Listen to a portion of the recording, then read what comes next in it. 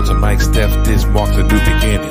Thanks for supporting a total reinvention. The soul is still here, but the vibe's a little different. Unpredictable, hide the kids and the women.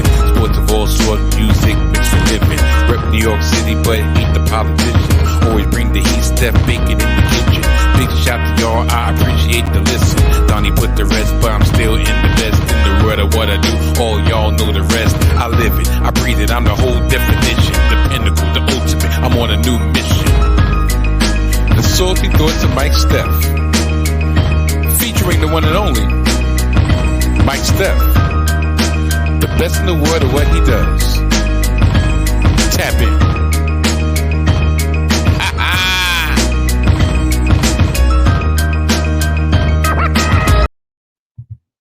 What up, people? I said, what up, people? One more time. What up, people? Welcome to another edition of the Salty Thoughts of Mike Steph podcast, featuring the one and only Mike Steph, best in the world of what he does. Yeah, and this week, keeping the fact that I'm celebrating St. Patrick's Day, because Mike Steph is Black Irish. My name this week will be Mike McSteph. Don't worry, I'm not going to be talking in that fake accent or whatever I was trying to accomplish for the whole episode. What up, people? How's everyone doing? I hope everybody's doing great. I'm doing fantastic, if I do say so myself. Yes, I'm back after a long celebratory week of my 1 year anniversary special that is like the little engine that could. I think I can, because even though at the very beginning of the week it was looking bleak, at the end of the week the shit was looking sweet. Yeah, that's a bar right there.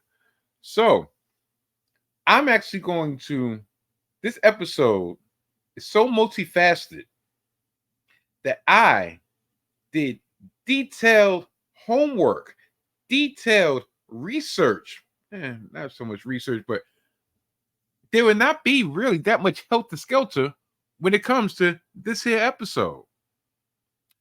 I'm going to give you a rundown, and then I'm going to let y'all know what I actually have in store for y'all, because I have a special treat in store for the unwashed masses out there. Yes, I said it, the unwashed masses out there, that I'm going to sprinkle a little bit of my benevolency onto y'all.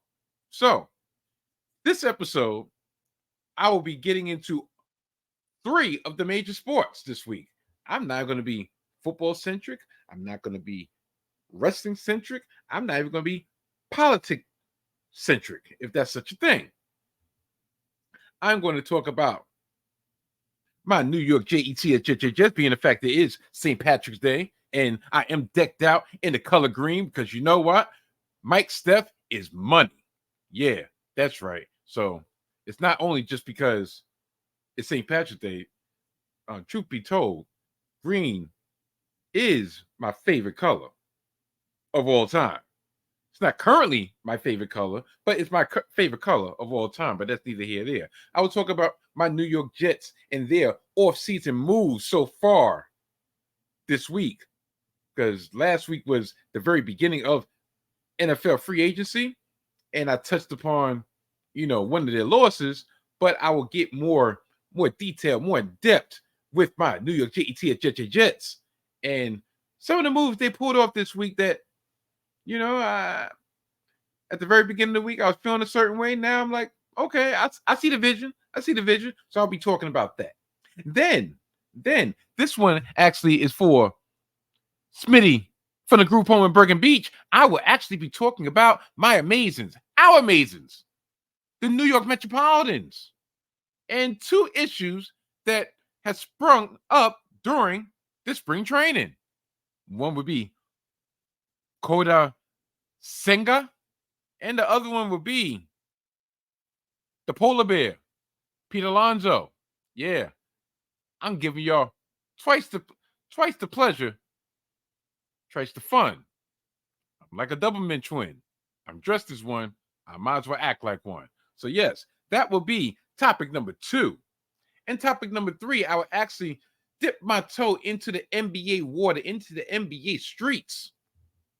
And I would talk about the New York Knickerbockers, Jalen Brunson, what I feel these last 15 games are going to set us up for in the postseason.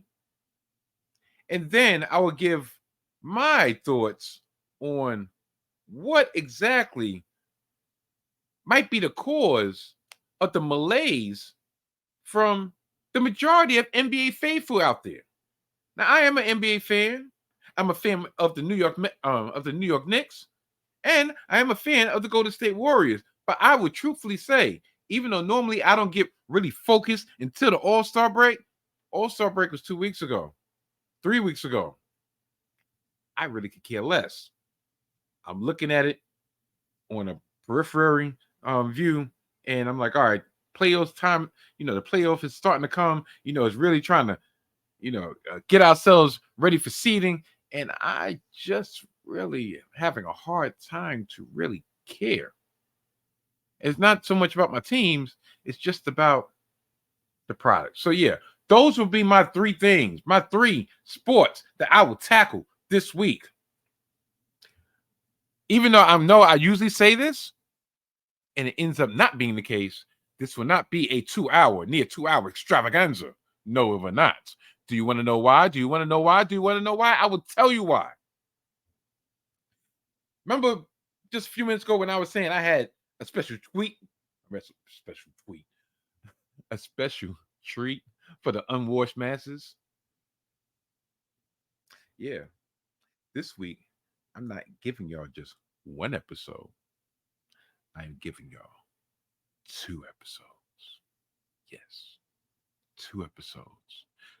And not only am I just giving y'all 2 episodes, usually I give y'all the regular degular, the flagship Salty Thoughts, a Mike Steph podcast. And then I give y'all a sprinkle of salt, an audio edition, audio only edition, only on the podcasting, the audio's airwaves. No. New year of Mike Steph, new year, new me. I am giving you a double dose of this simply dashing, debonair face, this simply ravishing body of mine on the YouTube streets. So y'all will be getting this episode right now. And then in about a day or 2, I'll be dropping another episode. So therefore, I'm giving y'all twice the pleasure for half the time. Half your investment. Because the slow growth this week really brought my spirits up. I said, you know what? I'm going to give you. Man, tell you the truth, I just don't feel like going 2 hours this week. So I figured I have a whole bunch of sports I need to talk about and a whole bunch of non-sports I need to talk about. And I'm going to talk about them both. But just on separate episodes. So, yes, we're still on the road to 50, and we're still on the road to 200 concurrently. And guess what I'm going to do? This second special episode that you're getting in a couple days will not count. Well, actually will count, but won't count as a full episode. So this one actually is episode 46, and later on this week will be episode 46.5, 46 and a half. Yeah, I'm cheating because I really don't want my 200th episode, my 50th episode to coincide with WrestleMania weekend. Nah, that ain't going to happen. My WrestleMania recap will not be a /200 episode extravaganza. That's not going to happen. So this is for episode 46, episode 46 and a half in a couple days. So I know y'all should be jumping in the joys. I actually hear them dancing in the streets. Yeah, I say, dancing on the ceiling. Oh, what a feeling.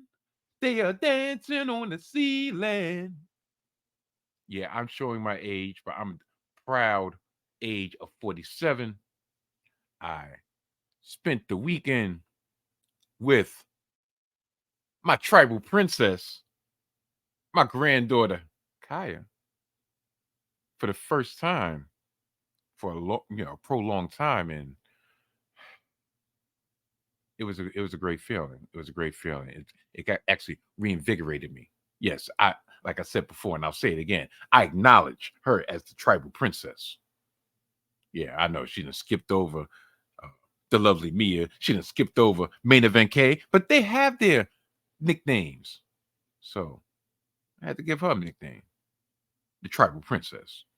But I will talk more about that later on. So let's get this show on the road, huh? Without further ado, good night.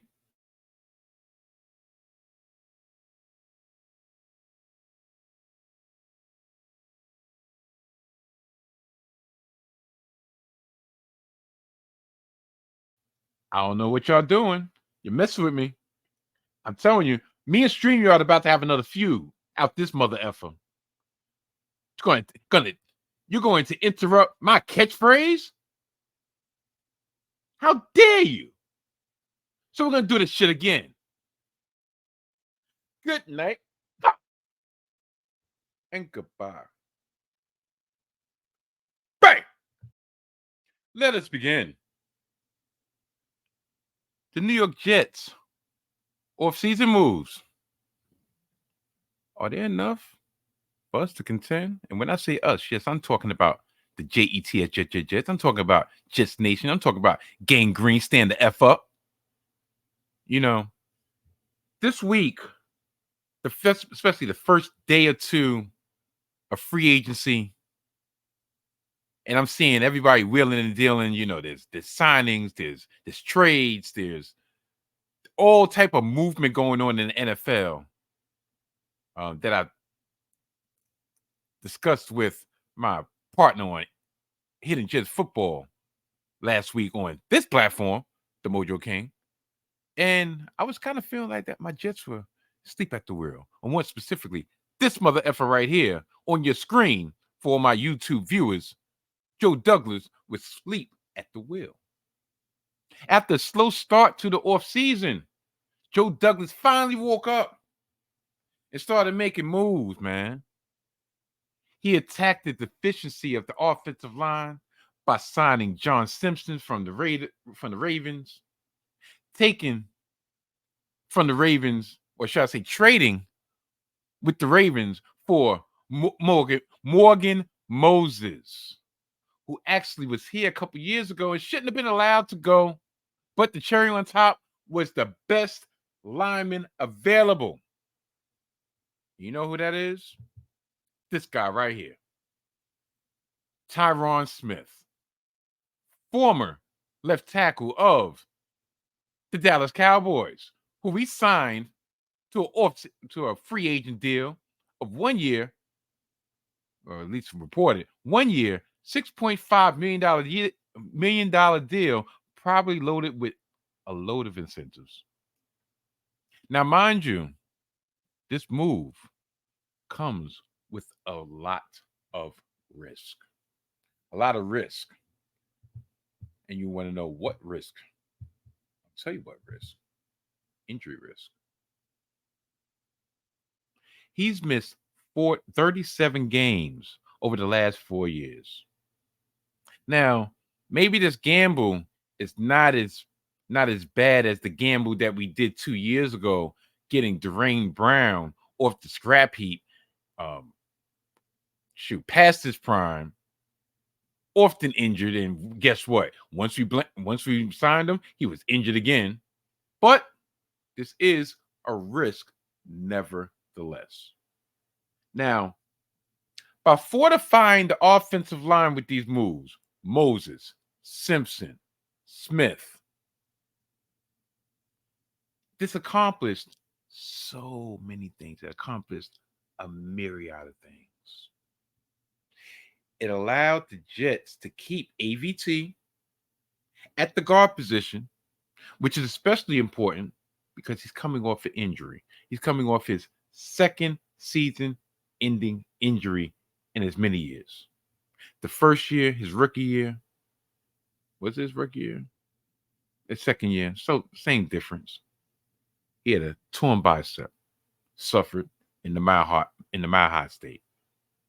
Then last year, once again in the Mile High State, suffered an Achilles tendon injury.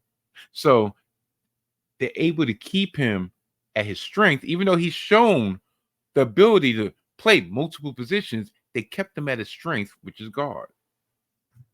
Now, it also opened up plenty of possibilities for us to be aggressive and flexible in the upcoming NFL draft.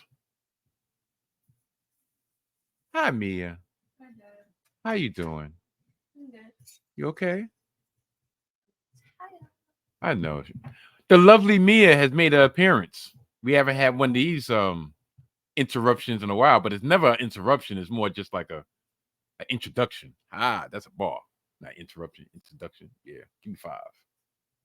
Yeah, high 5. But yeah, as I was saying, it opened up the possibility for us to be aggressive and flexible in this upcoming NFL draft. Now, the Jets have the number 10 pick in this draft, and now they have the maneuverability to go so many ways. Right now we need some skill players on offense, i.e., some pass catchers for the returning Aaron Rodgers. So one of the prospects that they've been linked to pretty much since the mock draft first came out has been tight end prospect from the University of Georgia, Brock Bowers. What up? What up, brother Low Fat? Yeah, I know you know about him. Yeah. I bet you'll be a Jets fan when he comes in the Gang Green Nation. But I digress. Or we can trade down and accumulate more picks, since we only got I think I read we got two picks in the top 100. We got a first round pick and we got a third round pick because we gave away our second round pick in the trade for Aaron Rodgers. Now, or if we don't want to trade down and one of the quality tackles fall to number 10, we could, pick them and have them as the heir apparent to whenever Smith inevitably breaks down. There's so many things that you can do now at that number 10 position. If one of the quarterbacks fall down, I'm not saying we're going to pick a quarterback, but one of the quarterback needy teams behind us possibly will want to trade positions with us. But like, you know what? We need a quarterback. Y'all in win now mode. Y'all don't have time to develop quarterback. Give us that. And we're like, you know what? Give us your pick and give us a number 2 pick. I mean, a second rounder. And we maybe be in business. Or maybe we can get a number 1 and a number 3, depending on who the person is. It gives us so much flexibility that we can do that. Now we're not as desperate as we were prior to these moves. Now, I'm not going to lie. I was about this close numerous times this week to come on the airwaves unannounced and tear my Jets a new asshole. Pause. Not me personally tearing them a new asshole, but y'all get the picture. But I was like, you know what? I'm going to be patience is a virtue, and I'm going to remain very patient. Now, Simpson, he grades out more of a run blocker than a pass blocker, but with Breece Hall is coming off his second year, going into his second year off of his ACL injury, and what he showed at the end of this year, at the end of the season, okay, we can get a road grader. Breece Hall could go for like 1,500 yards, baby, just on the ground. We don't really need Aaron Rodgers to be throwing that rock all over the place. So if we got somebody stout and we could just grind the rock and actually keep our defense, which is taking a couple blows, keep our defense nice and rested, I go for that. Now, another glaring spot of need right now is at wide receiver. Reports have come out of Florham Park that the Jets have a meeting with newly released wide receiver from the Chargers, Mike Williams, this coming Monday, or when you're seeing it, today. Now, At first, I would have been like, look, it's imperative for them to make sure that he does not leave that building without a deal. But he is coming off an ACL tear. Yeah, I know he's missed only 6 games in the last couple years, but prior to the ACL tear, but I don't know. Shoot, he wasn't available to them in the playoffs, partly because Staley had him in that meaningless game. That's why Staley is now unemployed. But also, seems like he's always nicked up. He might play. He's always nicked up. Now, the averages that I saw per reception, astronomical. I think there was one year, I think 2019, he had 49 catches for 1,000 yards receiving. That's like 20 yards a catch, which is crazy. But in 2019, did they make the playoffs? That's what I'm saying. So if you can get him for a reasonable number, fine. We need all the help we can get. We really do. Now, more likely, Joe Douglas will probably sign a stopgap at the wide receiver position and probably invest heavily in the wide receiver position in the draft, because it's a deep draft. We could probably get a quality wide receiver in the 3rd round, and or maybe we can use that 10 pick to plug, to get multiple skill players. If you don't want to divert all your energy into Brock Bowers, a tight end, which, like I said, don't get me wrong. The way things are going now, you go to Sam Laporta in the Lions, and you got the dude in Buffalo, not Knox, the other dude, I forgot his name, but tight end position is becoming, or is starting to rear its head back as another important piece. But is it really worth the number 10 position? But then at the same time, I gotta realize, we have Aaron Rodgers. Knock on wood. That he can do wonders with the dynamic tight end to go along with Garrett Wilson, to go along with Breece Hall. But you know who we need to get rid of? I'll get to in a very few minutes. Now, when I say Joe Douglas might be going on the scrap heap, guess what? I don't want Odell Beckham Jr. No, I don't. Like, if you get him for a minimum, fine. Get it for $2 million? Okay, fine. I don't want him for do you know how much of a bullet we dodged last season, when he went to, he went to Baltimore for like 14, 15 mil? I don't want a reunion with MVS, Marquez Valdes-Scantling. Yeah, I know he's a 2-time champion. Okay. And from what I remember, him and Aaron Rodgers didn't have the greatest relationship back in Green Bay, because Aaron Rodgers thought he was green. Hence, why he got exited the fuck up out of there. But you know who we need to get rid of? The brick-handed Alan Lazard, who's being shopped in the trade market, and depending on how desperate, matter of fact, how desperate we are to part ways with him, he'll probably be cut. And we'll probably swallow a lot of dead money. And you know who else will probably be cut, because the trade market for quarterbacks of his ilk is proving to be a dead end? Zach Wilson. Yeah. Justin Fields. This is something, matter of fact, Justin Fields got traded from the Bears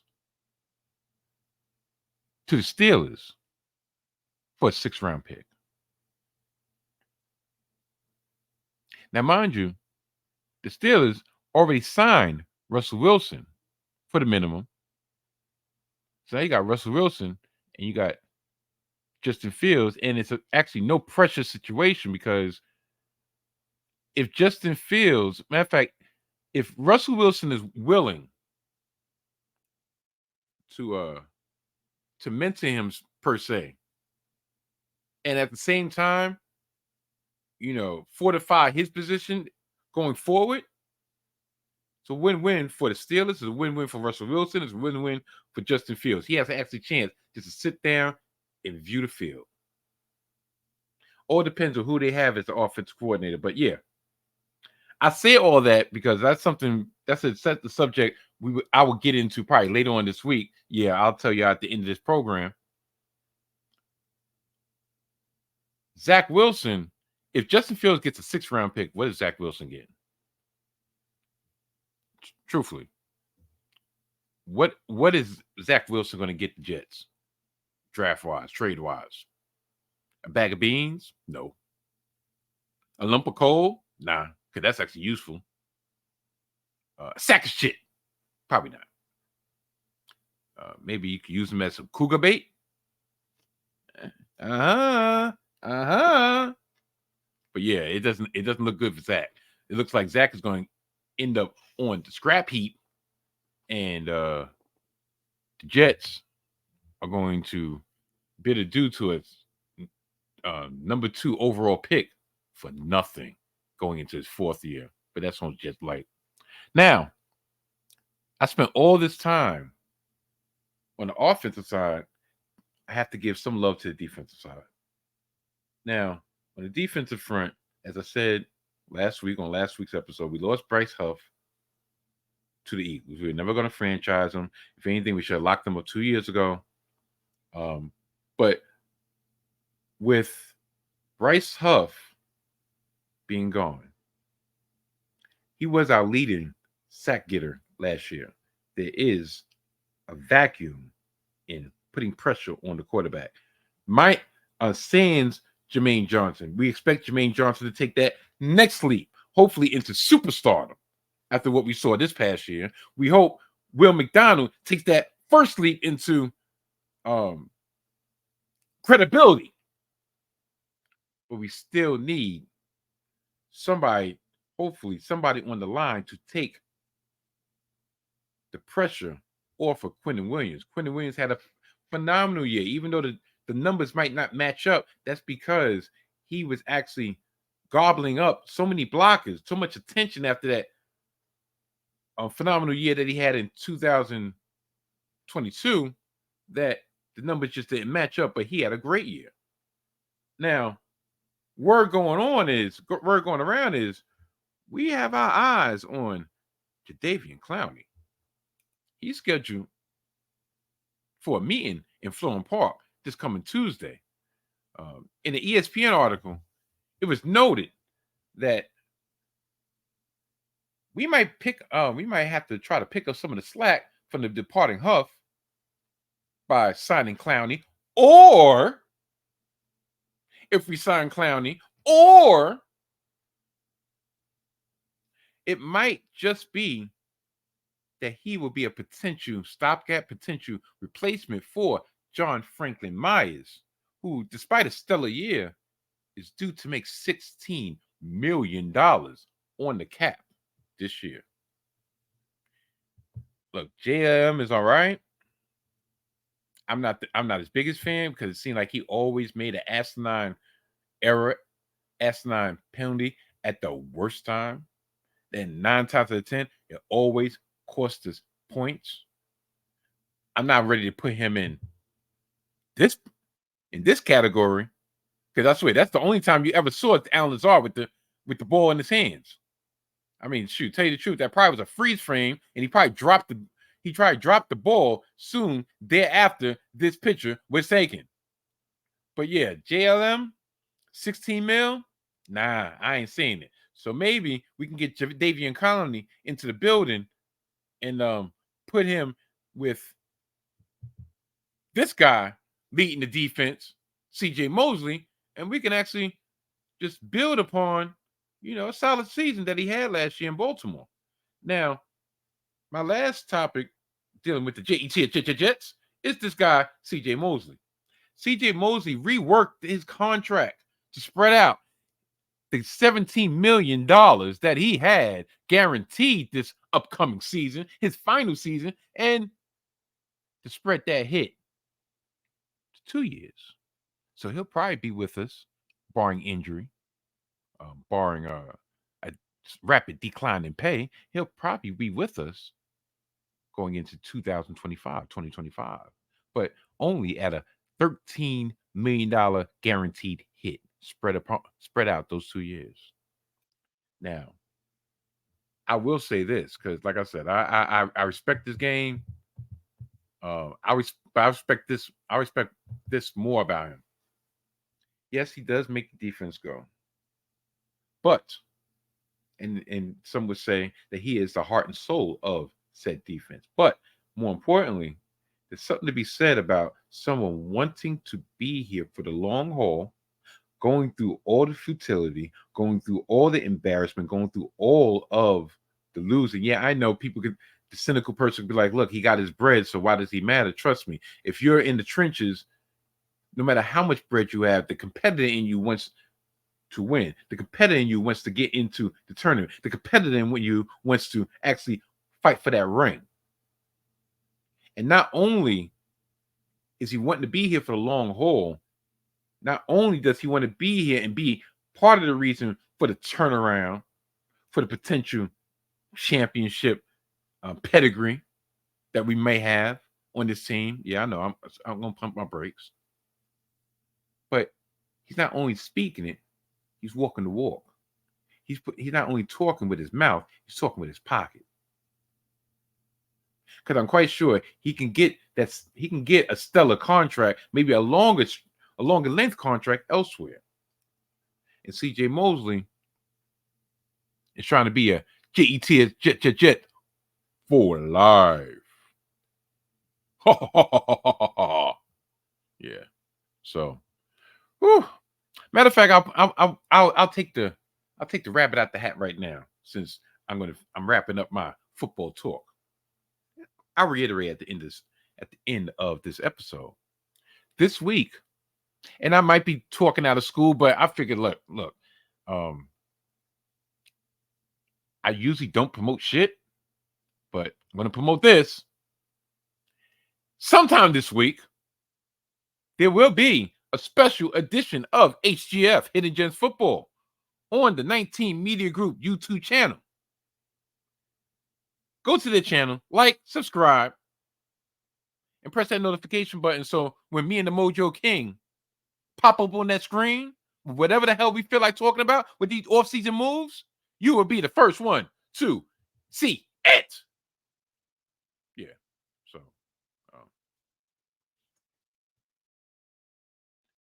the polar bear, Pete Alonso, is in his walk year of his contract. And there's been some news over the last couple of days emanating out the mouth of Steve Curran, Uncle Steve, about the potential future of Pete Alonso of the New York Metropolitans.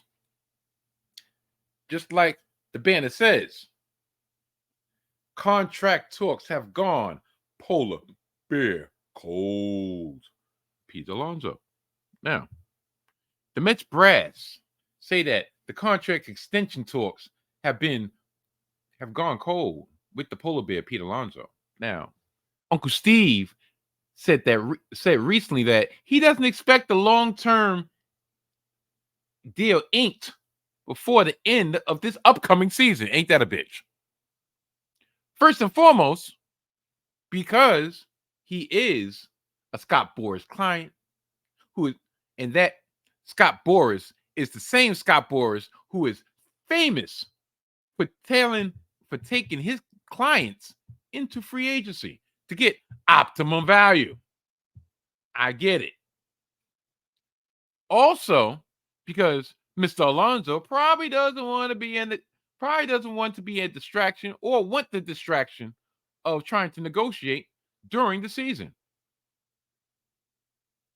Uncle Steve is confident that it'll be taken care of after the season, just like they did Edwin Diaz and Brandon Nemo in recent years.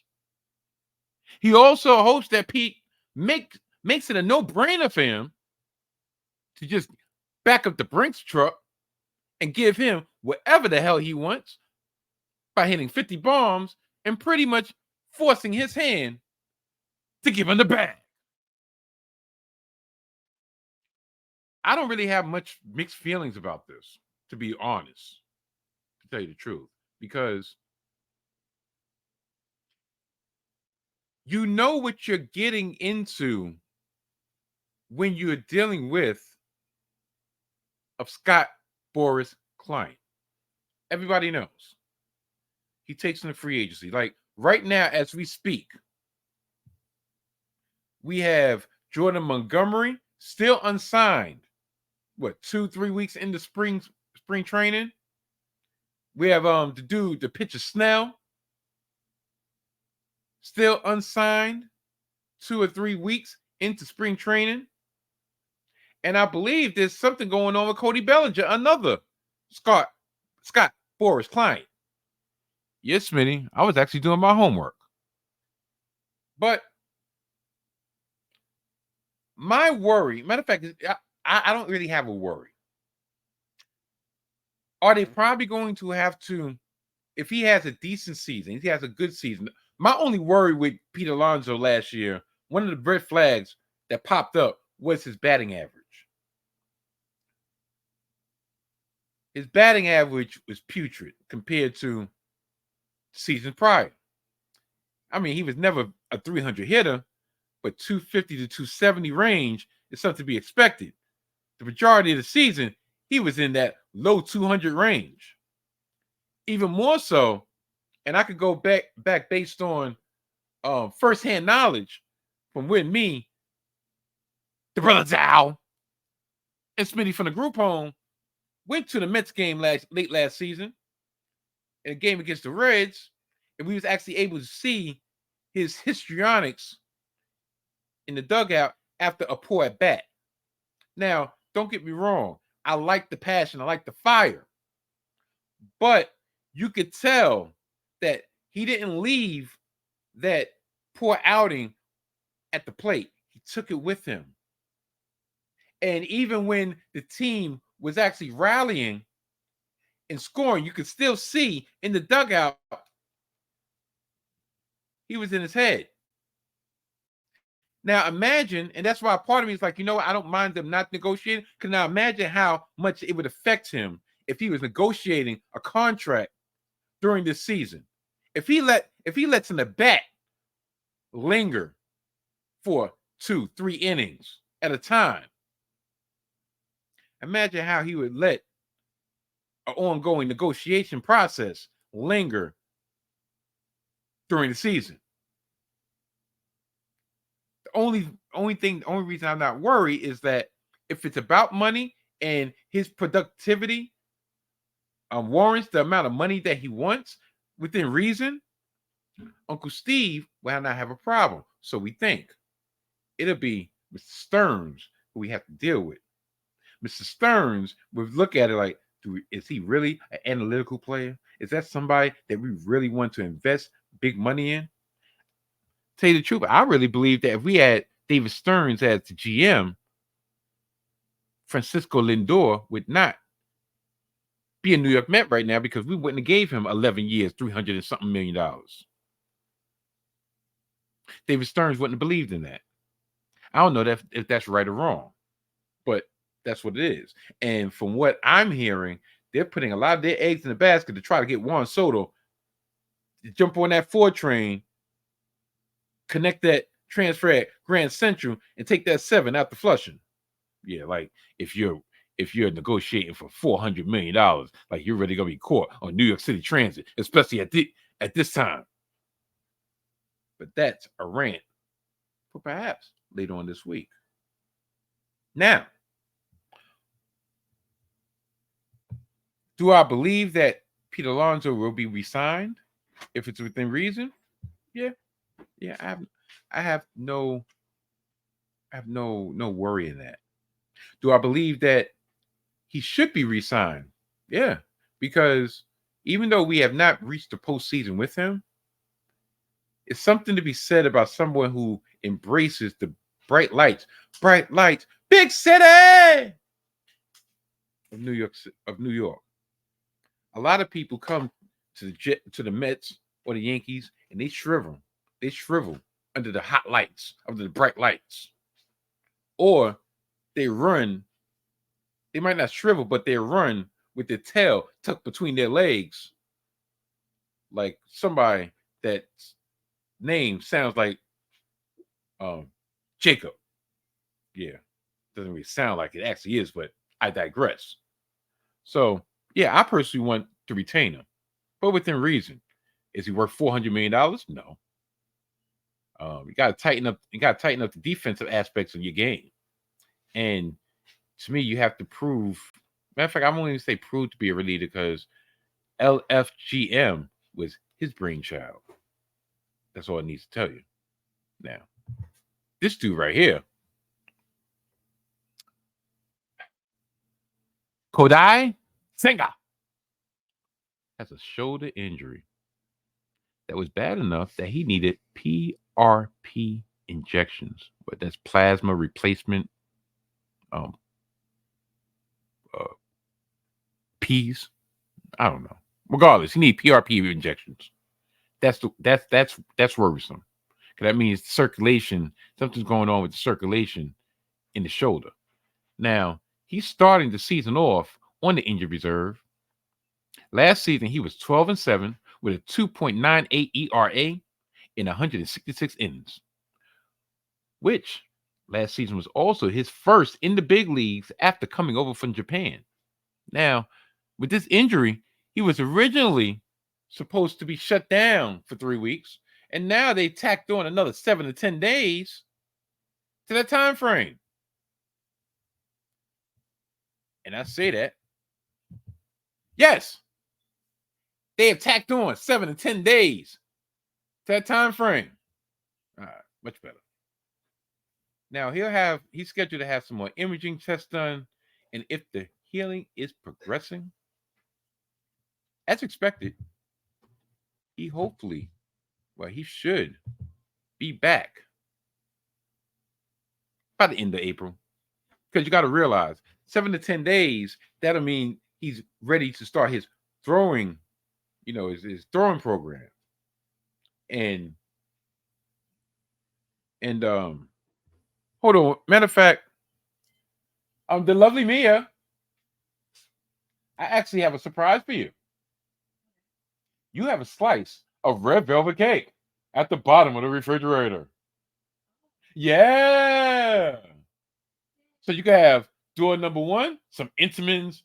I don't know. That Entenmann's cake, it seems kind of suspect. Not suspect as in it tastes all right, but it seems like overly artificial. I don't know. Maybe it's because I hadn't had it in a while. But yeah, I don't know. It used to be better. Or you can have your piece of red velvet cake behind door number 2. So either or I can. No, you can have both. But I'm just letting you know you can have the red velvet cake. Because I actually specifically got you a piece of red velvet cake. So I can have my cake and eat it too. Yes, she can have her cake and eat it too. Ain't that a bitch? Yeah. Yeah. You're welcome, the lovely Mia. Or, woo, yeah, see, she got her Ric Flair shit. Woo! Yeah. So, as I was saying, the throwing program, usually you got to build up the arm strength.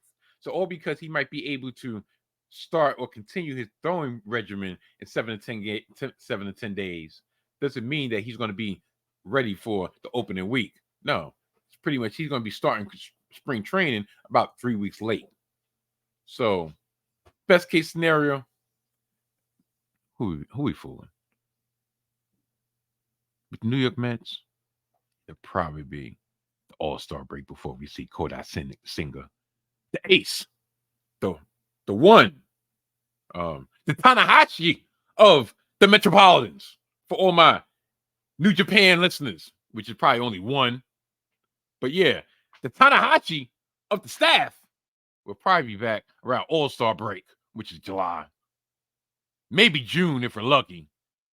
But April, beginning of May, please. But yeah, so see, Smitty, see, I threw a bone at you. 15 minutes of baseball talk before April. If you ask me anything else about what's going on with the Mets, I don't know. But that's what I said. People call me the benevolent room for a reason. Not only do I give extra episodes to the unwashed masses, not only do I buy my lovely daughter Mia a slice of red velvet cake so she can effectively have her cake and eat it too, I give my people what they want. And they want baseball talk? Well, damn it, you got some baseball talk. Now, put that in your Crown Royal and drink it. What a difference 2 weeks makes. About 2 weeks ago, Nick Nation was clutching our pearls, holding our collective breaths when Jalen Brunson, and yeah, I'll say it, the savior of the New York Knicks franchise, went down with a non-contact injury to his knee. And we all thought the worst. We all thought, oh, of course. Right when we're on the precipice of something great, on the precipice of something special. Our all-star, like I said, our savior is going to go down. Like, not only we're going to be without him for the rest of this year, probably going to be without him for at least half of next year. He probably got an ACL. God forbid he has an Achilles injury. Something's going on. Well, he came back. It was termed as a knee contusion. He came back, and he was ready to rock. And rock he has. Jalen Brunson has been on his bullshit. And I say that in the best of terms, in the best of ways. Do you know yesterday, against the Sacramento Queens, the Sacramento Kings, light the beam. Light the beam. Well, that beam wasn't lit out that mother effer last night. Jalen Brunson became only the fourth Knick in New York in Knick history, and the first New York Knick since Carmelo Anthony in the 2012-2013 season to have back-to-back 40-point games.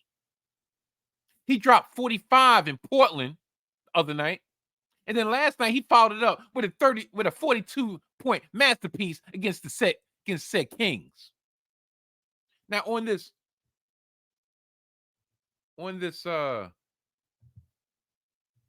road trip, this West Coast road trip, they're currently 2-0 with the matchup against my Golden State Warriors tonight, Monday, in the Bay at Chase Center. And you know who I'm going to be rooting for? Don't let the name fool you. I will be rooting for my New York Knicks. Y'all don't realize. Y'all have no idea. Take him off the screen for a minute. Even when I did divulge my dual fandom of both the Golden State Warriors and the New York Knickerbockers, I'm from the Rotten Apple. I'm from the Crown. I'm from Brooklyn. I am a New York Knicks fan to the day that I die. I'm not like a fair weather mother effer that you see on ESPN multiple times a day, weekly. That when they're high, he wants to get on the bandwagon. But when they stink, he threatens to have a boycott in front of Madison Square Garden. And that said boycott actually put us behind 5 years because James Dolan was so scared of the negative publicity that this cocksucker was going to bring to the Garden. He brought the worst person ever involved in front office politics in Phil Jackson to the Mecca. And Phil Jackson effectively tried to destroy us from the inside out. He effectively damaged Carmelo Anthony's career until he was able to reclaim some of that glory toward the end of his career in Portland. I don't count the Lakers season. Lakers season was whatever list, bucket list item. Like, all right, me and LeBron on the same team. Check. All right, I'm out. So I am a New York Knicks fan. So if I have my two teams, of course I'm going with home team. Look, Golden State got 4 rings. 7 altogether, but 4 over the last decade. My Knicks have been to the finals since 99. That's 25 years. I know this is a meaningless regular season game. It's not meaningless to us. Because this game is a chance to avenge a loss a couple weeks ago at the Garden. The Knicks are 4-1 in their last 5 games. Okay. Even more importantly, in those 5 games, do you know that they've given up less than 100 points in all 5 games? And even more importantly, or even more impressively, they've given up less than 80 points in 3 of those 5 games. Think about that. OG Anunoby came back against Portland, and he tweaked his elbow, which is concerning. But he's been gutting through the pain, so, so far, so good. But here's another stat. Since OG was attained in the trade with the Toronto Raptors for RJ, thoughts and prayers to RJ losing his brother. And I hate that saying, thoughts and prayers. But I my heart goes out to you, brother. It really does. It really does. But since we've gotten OG, in the games that OG played with the Knicks, we're 15-2. Now the Knicks are currently sit in the number 4 position. We're the 4th seed in the East. But more importantly, we're only 2 games out of the 3rd seed, currently held by the Cavaliers. And we're 3.5 games out of the number 2 seed, currently held by the Milwaukee Bucks. It's still a possibility and something that we can shoot for. Now, the Cavs have stumbled since the All-Star break. They're barely a 500 team since the All-Star break. And with 15 games remaining, if we, the New York Knicks, can get the band together and get Randall back for at least, I want to say at least, hopefully 10 of those games. Because he's close. He's working out. He's just waiting to be cleared. But you need to have enough time to try to integrate him back into the flow because he's been out for a while. And Randall is going to take a while to, because right now we're the Villanova Knicks. Dante DiVincenzo, what a pickup. Josh Hart, with all the injuries, he's finally gotten the attention that he's wanted, but he's playing phenomenal. Like, as a guard, to constantly be in double-digit rebounds, like, that's... And that 3-headed monster, the reason I say 3-headed monster, because his head is led by Jalen Brunson. Jalen Brunson was the dude. He was the head at Villanova, and right now with the Knicks, with his 2 Codys behind him, on the side of him, matter of fact, not behind him, on the side of him, he's feeling no pain whatsoever. Feeling no pressure. So, if we add Randall back to this mix, and Randall shows that he can kind of round back into form, that takes even more pressure off Jalen Brunson. And we have something that we didn't have last season. We have a confident person at the 2 and Dante, and we have a little bit more punch off the bench. Now, I'm not saying give a lot of minutes to Alec Burks and Bogdanovich, but still, we still got snipers at any given time. Think the Knicks gonna do big things. I know the Knicks gonna do big things. I got it in my DNA that they're gonna do big things. But moving along, yeah, I said it. NBA, the NBA has a problem on their hands. And I know you're probably like, what do you mean the NBA has a problem on their hands? Like, I just said that for some reason this season I have not been able to really get into NBA action. And it has no fault to do with the performance of my teams. Like I said, the Knicks with 40-27. If it wasn't for these injuries, I'm quite sure we'd probably be firmly solidified in that number 3 seed and probably be battling with the Bucks for that number 2 seed. Dare I say we might have been a number 2 seed if it wasn't for the spatter injuries that we had. But I'm not saying that Golden State being mired in mediocrity for the majority of this year due to a lot of their own doing, due to Draymond Green's tired act, due to Klay Thompson pressing harder than he should because he wants that bag in the offseason, and he's having to come to grips with. I mean, he's coming off the bench right now, which is great, but he had to come to grips with like, all right, Klay, you're not Game 6 Klay no more, and it's all right if you claim that.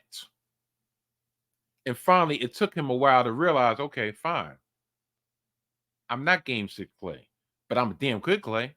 And I could ain't get off the bench. But regardless, they're the number 9 seed. Has nothing to do with those teams. It has something to do with, I'll tell you the truth, I'm not the only one that says this. I'm not the only one that said this. That they're just not into the day-to-day machinations anymore. Like, this games that's on, I'm just like, okay. My Knicks, all right, when we get to the playoffs, I'll be locked in, but it's like, I don't know if it's, I'm not saying they should chop down the amount of games, but just something about it. Like, but when it comes down to it, who is to blame for the NBA not being as must-see TV as it used to be? Is it the players or is it the league itself? Like, there is a new guard of players right now.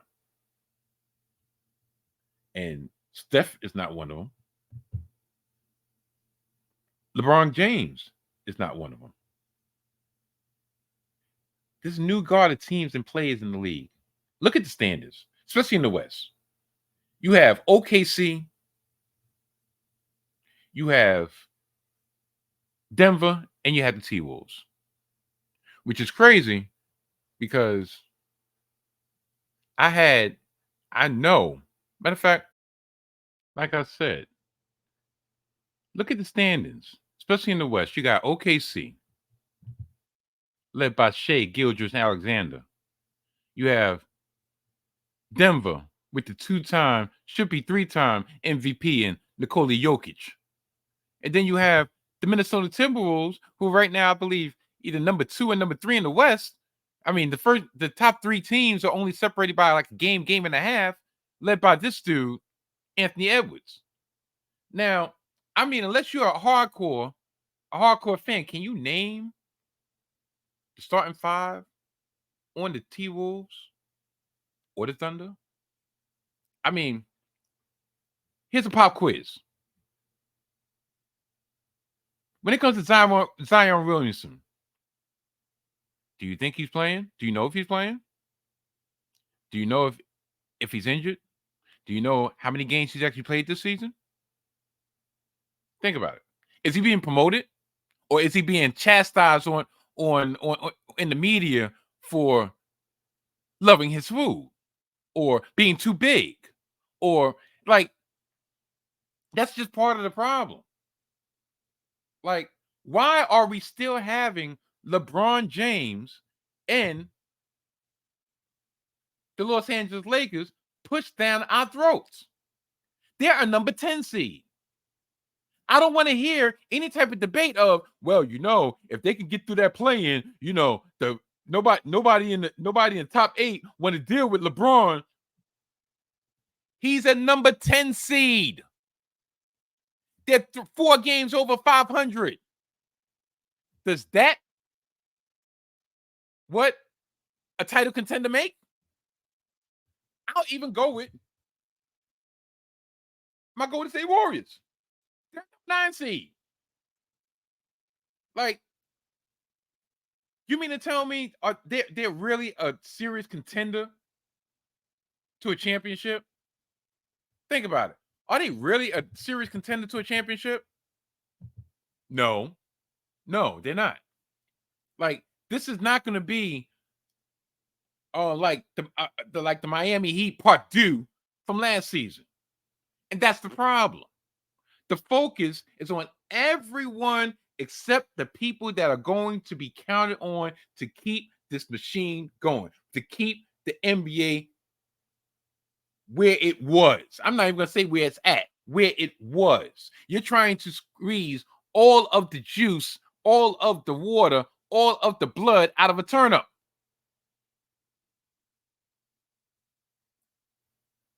Like, and I know I'm going to catch some heat with my brother Ty, but I'm going to use the Suns as an example.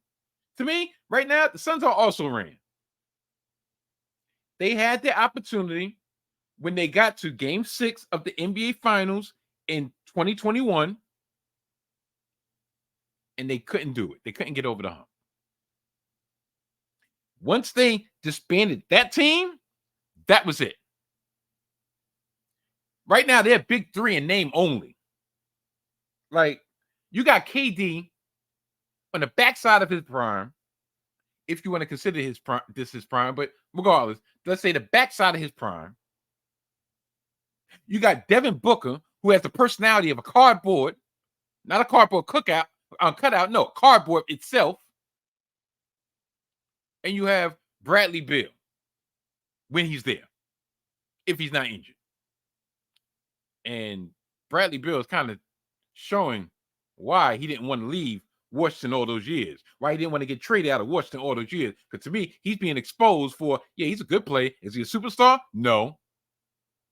Is he somebody you can plug in as a third option on a championship caliber team? I dare say no. That's my opinion. The Clippers are an expected injury away from being a wrap also. Like, it already started. The dominoes already started to fall. You got Russell Westbrook out, surgery on his hand. Then you had Kawhi Leonard out or couldn't finish the game on 1 quarter in due to back spasms. Paul George probably going to be asked to carry the mantle into the playoffs. Am I being a little bit overdramatic? Possibly, but this is the same thing we see every year. And tell you the truth, the NBA as a whole should not be pinning their hopes on this iteration of the Clippers.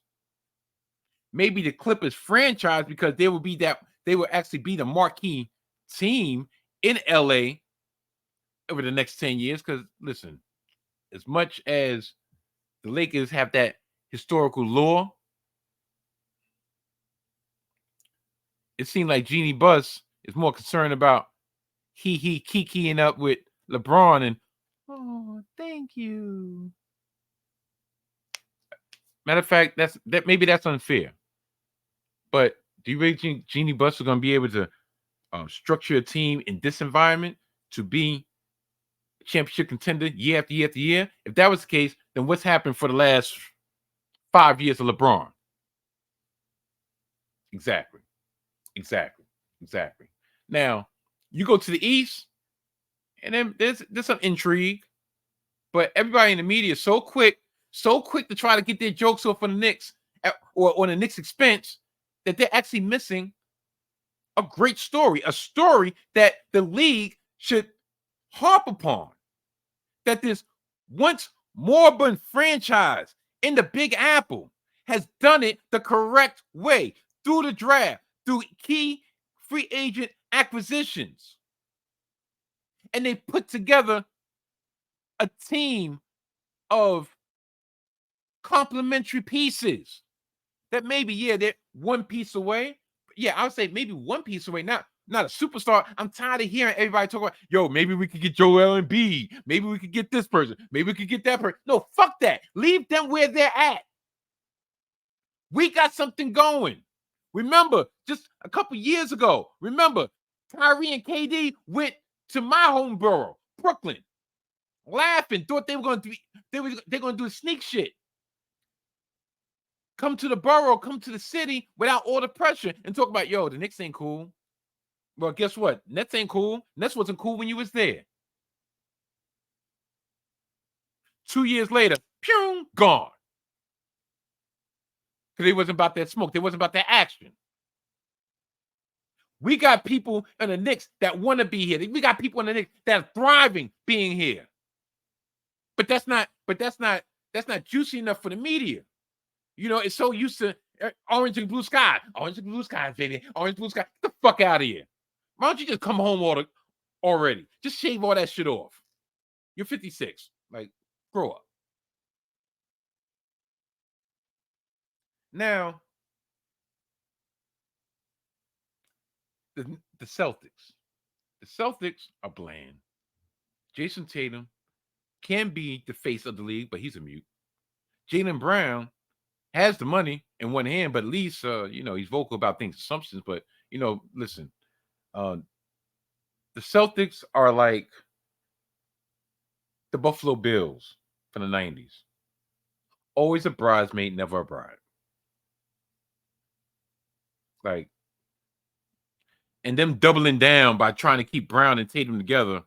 Yeah, all right, they got Porzingis. Okay, well, guess what? Porzingis, I guarantee you, not wishing on it, I guarantee you Porzingis going to get hurt. Then what are you going to do? You're going to be back down to Brown and Tatum. And guess what they're going to get you? To Game 7 of the conference finals and get eliminated. Giannis is what it is. He got Dame, but to me, the sad part is, to me, Dame got to a contender too late in his career. It's a great personal story for him to actually be, quote unquote, fighting, playing for championship contention. Yeah, but is it generational? Nah. This dude right here that I'm about to put on the screen, because I did have it. This dude right here, Tyrese Haliburton, he's a problem. He has game, he has the personality, and he has a team trending in the right direction. I mean, that run in the in-season tournament, yeah, I know it was early in the season, but that got them on the map. That got him on the map. Not saying he needs to be on the map, but that got him as, oh, he's one of them. Yeah, he's one of them guys. Only problem in promoting him is the fact that it's in Indianapolis. It's a problem. This is a problem that needs to be looked at, because I'm gonna end on this. Because like I said, during the playoffs, I'm gonna have my little playoff commentary. I don't know how engaged I'm gonna be if it's outside of my Knicks, but I'm gonna have my commentary, and I guarantee you everything I'm saying right now is probably going to be twofold in the playoffs. LeBron James is going to be 40 years old. He's coming. Yeah, he's coming back next season. If it ain't nothing but a award tour for LeBron and my man. Steph is 36. He's going to be 37 going next season. And those two are the only winners that we have had in the last decade for the most part. Not counting Kawhi, not counting Jokic, not counting Giannis. Think about that. And if no one player or the league doesn't step up to fill that gap, fill that vacuum that's going to happen within the next year or two, it's going to be huge because that gap is huge. Gap, you can feel it now. And the in between fans and the casual fans will leave as just as quickly as they came. And a lot of people are going to be holding a bill that they can't pay. And I'm talking about the owners because salaries ain't never going to come down. The NBA is actually a perfect microcosm of the have and the have-nots. What are we going to do, NBA? What are we going to do? Remember all the saying? We love this game. It's fantastic. Yeah, am I dating myself for 90 references? Yeah, but this is the stuff that we used to have. We used to have what was it? Inside, not inside basketball. Damn, the dude, the one with the show that used to play on Channel 4 or NBC on Saturday mornings with Ahmad Rashad. These were the things. We had Space Jam, the original Space Jam, not this putrid shit that LeBron tried to pull over everybody's ears, eyes, whatever. But we had true engagement with the hardcore fan, the casual fan, and the passerbyers. Now it's just like, okay, NBA on. All right, what else? I got apps. I got an app to follow the game to see if my team of choice is winning. And I got other apps that I can watch something more enticing, more enjoying. I'm telling you, it's going to be a problem, NBA. You need to try to rectify this situation ASAP. Well, people, that brings us to the end of another edition of the Salty Thoughts of Mike Steph podcast.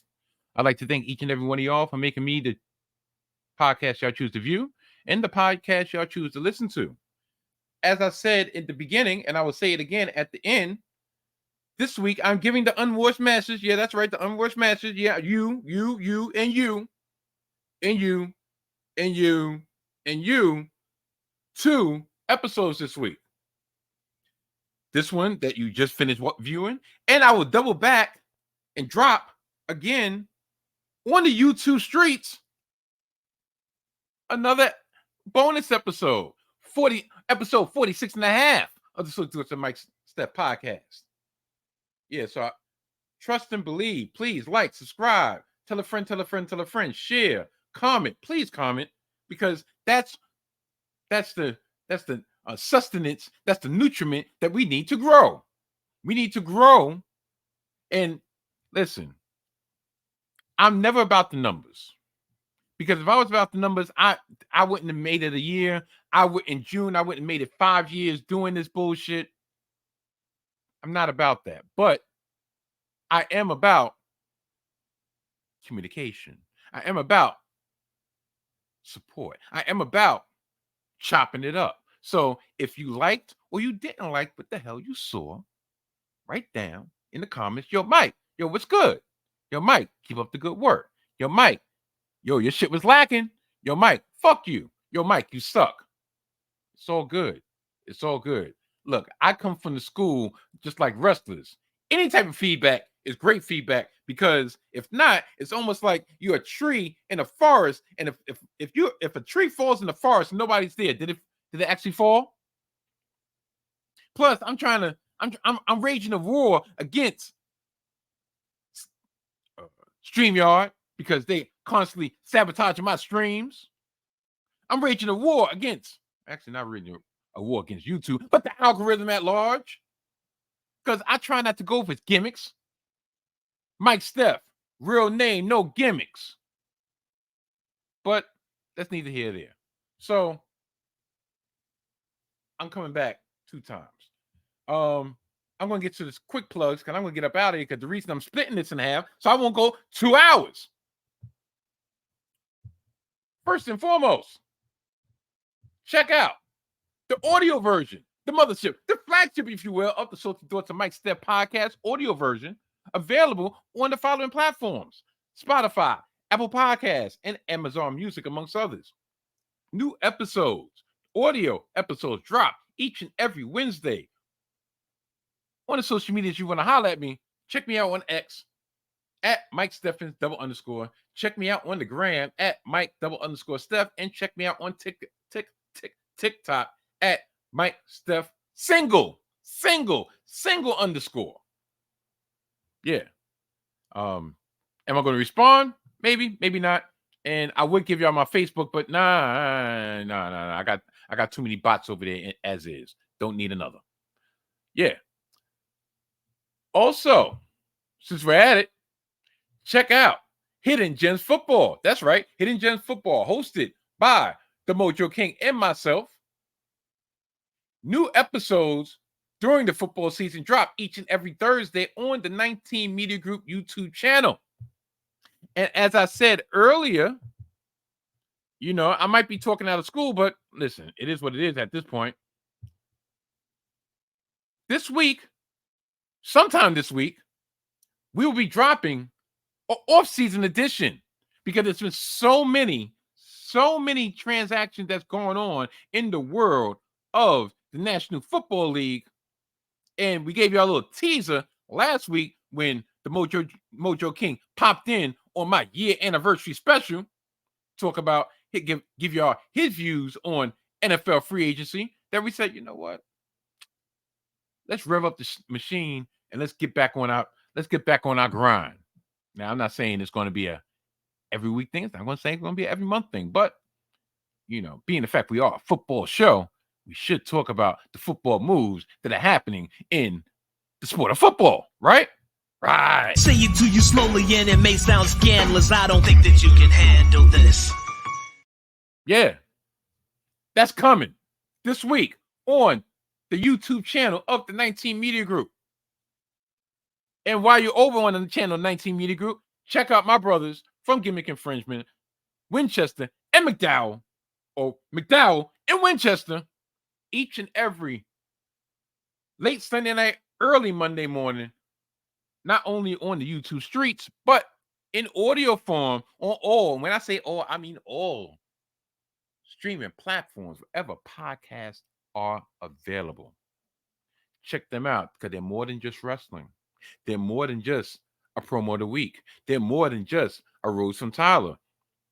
Side note, let me know when you do go and check out Gimmick Infringement. The boy Tyler should have some bags under his eye. The boy Tyler should have that little scratch in his voice. The boy Tyler should look a little bit run down this week because I know he was lacking some sleep. And that's what I'm going to be out of lookout for. And then everything else going to come after. But yeah, I say all that to say, peace to Tyler, peace to Brad. I love y'all. Appreciate y'all. Appreciate everything that y'all, which go support me with. And yeah, which go one love. Last but not least, say it to you slowly and it may sound scandalous. I don't think that you can handle this. Not that. But last but not least, I do want to let the masses know, the dozens and dozens of Mike Steph listeners and viewers, that I have kind of revved up the blog machine again. So I have a current blog on WordPress.com. The address of that, and I should have just wrote it down so you can see it down there, but the address of that, and I'm just going to say it, is MikeStephOrg.wordpress.com. I'll have more information next week, but yeah, the times that I have some thoughts, some salty thoughts I want to get off my chest, that either, i.e., I don't feel like revving up the StreamYard, i.e., I don't feel like doing an audio, what's called a car studio edition, i.e., I don't feel like doing an audio only edition. Check out the blog. I dropped one. Well, have one entry, and I'm currently working on my second entry. I'm going to try to be a little bit more active than I was almost a decade ago when I actually tried this blog. And I think I did like 3 entries, and then I said, you know what? I don't got time for this shit. I need to rap. Yeah, see where that went. So it's it's an hour and 20, so I'm about 15 minutes over more than what I was trying to do. So I'm gonna get out of here while the getting is good. Stitch, yeah, I'm leaving you for last again. Yeah, but see, I got you rocking with me. So you got anything to say to the people?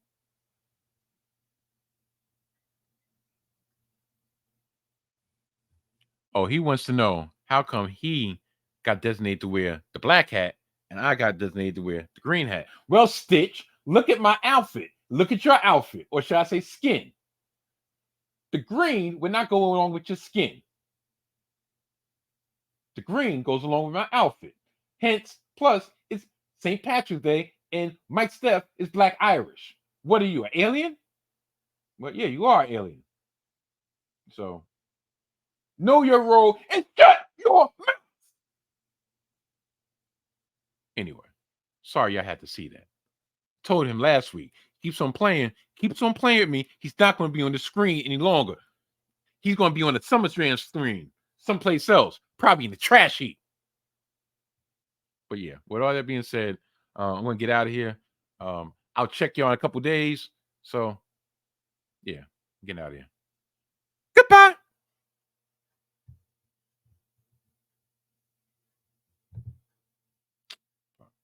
Well, not only goodbye, but